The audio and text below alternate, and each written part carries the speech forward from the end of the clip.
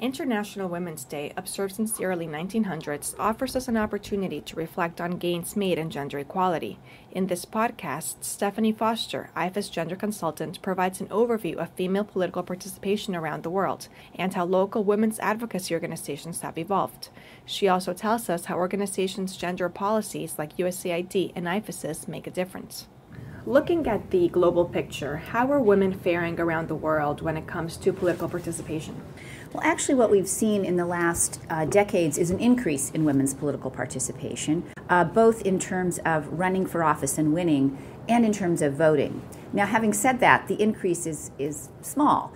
Women still only account for about 17% of national legislators worldwide, parliamentarians, congresspeople, which is about what we have here in the U.S., and in certain regions, it's better than others. Europe is higher, Africa, Asia are lower, but we're seeing progress. And I think the other interesting thing is we're seeing more women heads of state who have come through the pipeline of political participation and party structures.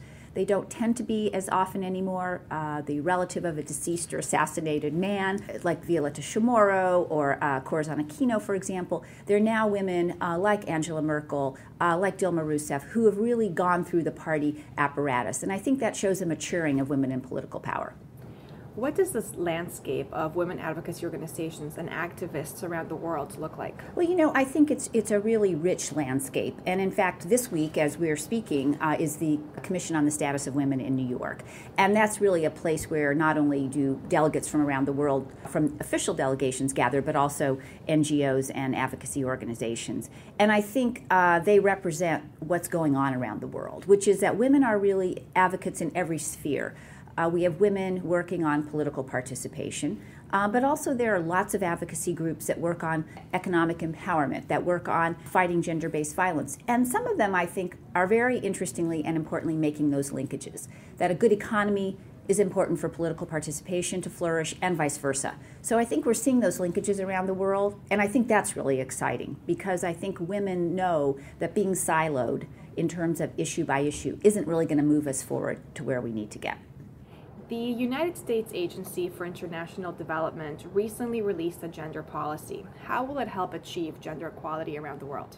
Yes, they did, and it was last week, I believe, and actually it's the first rewrite of the USAID gender policy in 30 years. And a lot has happened in 30 years. And so I think the policy really reflects that. And what it does is it directs the agency, both in Washington and around the world, to take certain steps to really ensure that men and women and the issues they care about, the projects that are worked on, are really treated equitably, that men and women are viewed as equal partners in the work that USAID does, and that the work reflects that. IFES also has a gender policy. How do USAID's and IFES gender policies compare? Well, I think they both do two important things. One is at the substantive level, which is obviously to direct and work with programmatic people on the ground in countries and in the Washington offices to ensure that the substance is right.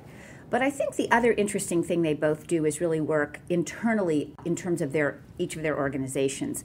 So the USAID policy not only has substantive goalposts, but also things for the Human Resources Department to do, for training, to ensure that really in every part of USAID's work that gender is being taken into account. And I think IFES is doing that too, really looking inside the organization and trying to figure out not just how do we interact with the world and do it on a gender-sensitive basis, but how do we also ensure that our work reflects that inside. IFES has implemented a number of projects around the world that train women and their supporters to advocate on behalf of their causes. Why is this important? Well, I think it's really important that women and the men who support them really have the best grounding possible to make their case.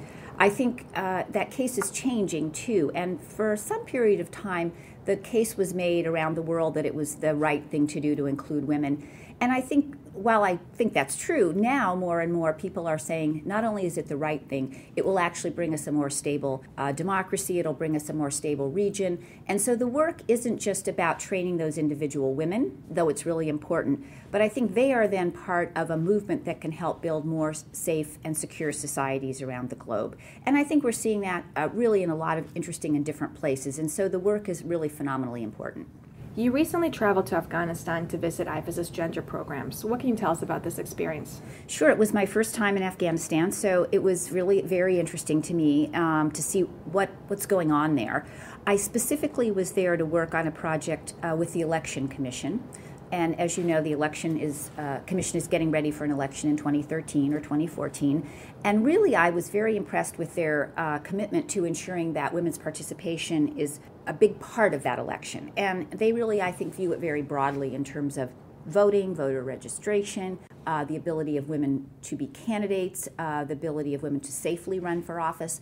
And so my part of the project was really thinking about how to help them think about that, putting together a timeline for all the things they needed to do to get that done. And so I found it very impressive because I think they are really looking forward and understanding that they do need to take certain measures to increase women's participation. And I think they seem very committed to do that. Great. Thank you, Stephenie. For more IFES podcasts, please visit ifes.org.